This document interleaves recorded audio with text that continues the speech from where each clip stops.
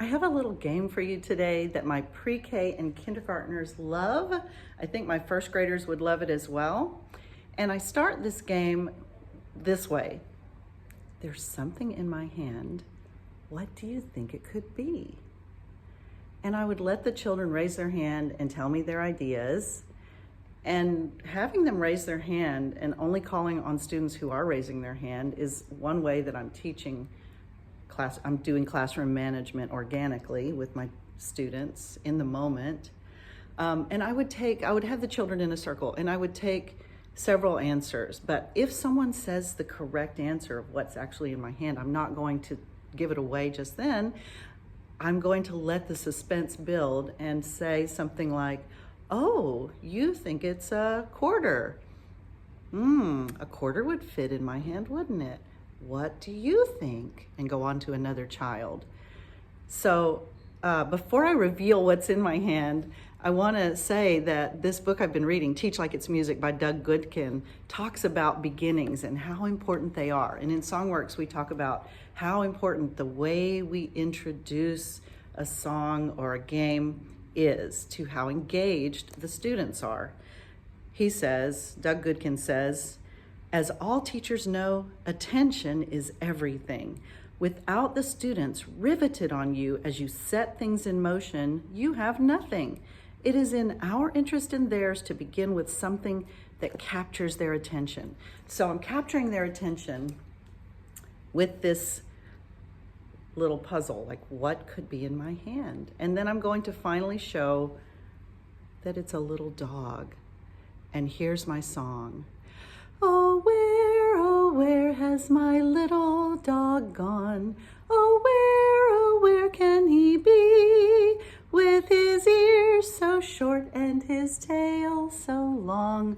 Oh, where can he be? And to unfold this game, I'm going to just let the children pass the dog around the circle. That's all we're doing at the beginning.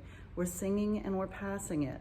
And we're not tossing it or throwing it. We're gently placing it into the hand of the person next to us.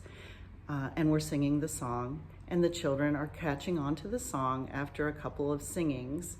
And then one child is going to go hide their eyes. And I have them go to a corner of the room and face into the corner while we pass the dog again. Now, when the song stops, the dog stops. And the child in the corner will come back, and they have 3 guesses. And I make them use a name when they're asking someone if they have the dog. So I'm teaching them how to talk to their classmates in a polite way.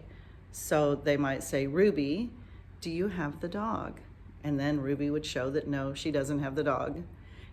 They get 2 more guesses. "Henry, do you have the dog?" Henry doesn't have the dog.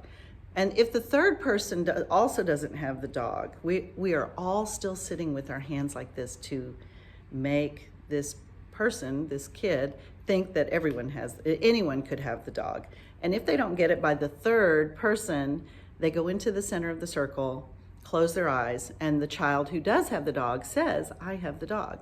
And so now they're trying to figure out by the voice who has the dog.